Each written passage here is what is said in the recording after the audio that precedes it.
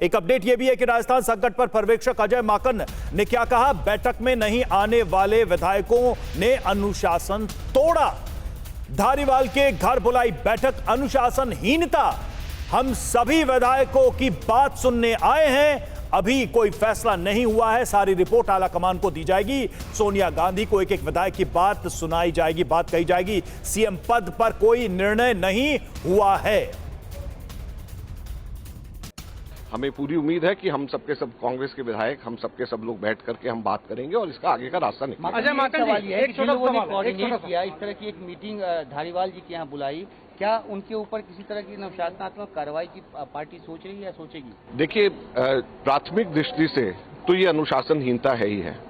जब एक official meeting बुलाई गई है और उसी के पैरेलल अनऑफिशियल कोई मीटिंग बुलाए तो ये प्राथमिक दृष्टि से तो अनुशासनहीनता है। आगे इसके ऊपर देखेंगे क्या कार्रवाई होगी। अजय माकन जी, ये अशोक गहलोत के इशारे पर अशोक गहलोत के इशारे पर हो रहा है, तो आप उनके लिए क्या संदेश दे रहे हैं? हम किसी के लिए कोई संदेश नहीं दे रहे। कांग्रेस पार्टी सबके सब लोगों सब मिल करके ऐसे समय में काम करना चाहिए।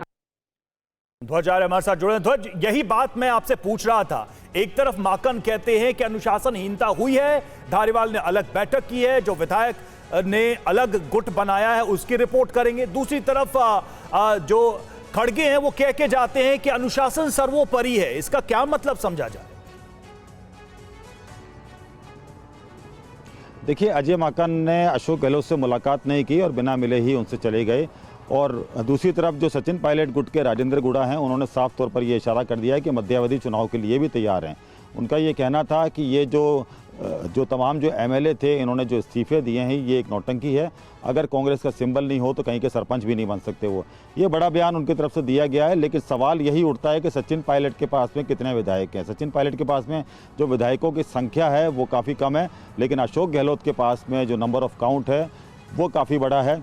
और कहीं ना कहीं अब ये माना जा रहा है कि जिस तरीके से स्थितियाँ यहाँ पर जो है ख़राब होती जा रही हैं, और जैसा कि विक्रांत ने बताया कि जिस तरीके से स्थितियां जो है काफ़ी ख़राब हो चुकी हैं राजस्थान में, उसे संभालना बहुत मुश्किल है, डैमेज कंट्रोल करना बहुत मुश्किल है। एक कोशिश, एक प्रयास जो है अशोक गहलोत ने किया था कि अजय माकन और मल्लिकार्जुन खड़गे से मुलाकात की जाए और कहीं ना कहीं जो है डैमेज कंट्रोल किया जाए, लेकिन उससे भी करने में वो नाकाम जो है अब दिखाई दे रहे हैं। और उसके साथ साथ में राजस्थान में जो हालात अभी बन रहे हैं, राजस्थान में जो हालात बन रहे हैं, कांग्रेस के लिए एक बड़ा संकट है।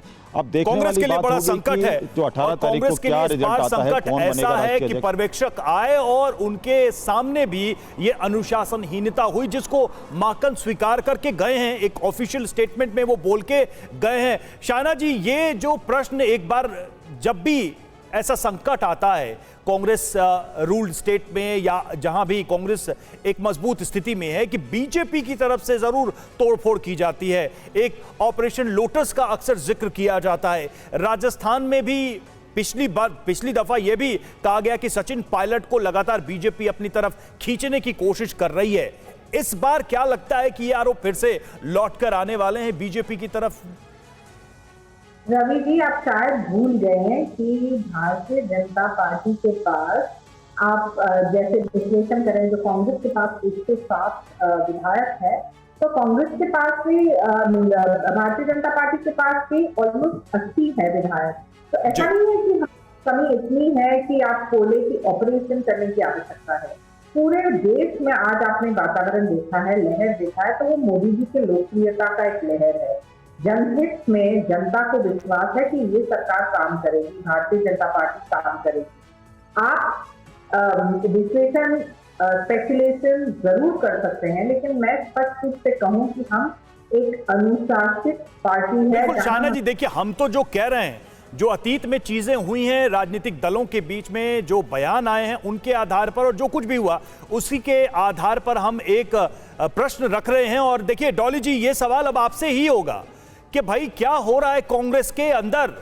क्या जो क्षेत्रीय नेता हैं, ये राज्य का जो संगठन है, जो कांग्रेस की प्रदेश कांग्रेस कमेटी है, वो सब क्या अब दरक रही हैं, टूट रही हैं? क्या पार्टी के सामने सिर्फ सत्ता बचाए से रखने से ज्यादा बड़ा संकट अपने नेताओं को, अपने संगठन को बनाए रखना है? क्या ये चुनौती कांग्रेस मानती नहीं है आज की तारीख में? देखिए, सबसे बड़ी बात है जी डॉली, आप सुन जी जी जी डॉली जी बोलिए। जी देखिए, अभी हमारे पार्टी के पर्यवेक्षक आए और उन्होंने भी जो कहा कि अनुशासन सबसे पहले है, और यही हाईकमांड का मानना है कि अनुशासन सबसे पहले है। अगर अनुशासन को दरकिनार किया जाएगा या उससे अलग कुछ किया जाएगा तो वो बर्दाश्त नहीं किया जाएगा। नहीं, वो तो तोड़ा गया, वो तो तोड़ दिया गया राजस्थान में। वही कहा जा रहा है, वही कहा जा रहा है। उसी के चलते अजय माकन जी ने कहा कि जो यहाँ हुआ, जिस तरीके से हुआ, उसको दिल्ली जाकर बताया जाएगा। और हाईकमान, जैसे मैंने पहले भी कहा, कि सब चीजें देखने के बाद हाईकमान का जो निर्णय होगा उसी हिसाब से पार्टी का अगला कदम नहीं। क्या पार्टी कोई बड़ा एक्शन लेने में सक्षम है? क्योंकि जिनके ऊपर आरोप लग रहे हैं वो भी कोई छोटे मोटे नेता नहीं है, और अगर देखा जाए गहलोत समूह की ताकत बहुत ज्यादा है। जो इस्तीफे की बात कही जा रही है, जो सामूहिक मांग की बात कही जा रही है, वो कोई छोटी बात नहीं है। राजस्थान के इलेक्टोरल पॉलिटिक्स की बात करें उसमें। जी, आप वापस रिपीट करेंगे आपका सवाल? मुझे मैं यही कह रहा हूं कि जिनके ऊपर अनुशासनहीनता का आरोप लगाया वो कोई छोटे मोटे आदमी नहीं है, कांग्रेस के कोई छोटे नेता नहीं है। और गहलोत की अगर ताकत की बात की जाए तो समर्थन देने वाले विधायकों ने उस ताकत को दिखाया भी है, कल ही दिखाया है। जी देखिए, कोई नहीं कह रहा कि अशोक गहलोत जी छोटे नेता हैं, लेकिन पार्टी तो सबसे बड़ी है। पार्टी, कांग्रेस पार्टी सबसे बड़ी है, उसी के गहलोत जी नेता हैं। कांग्रेस अध्यक्षा हमारी मुखिया है, आज के समय में वो सबसे बड़ी हैं।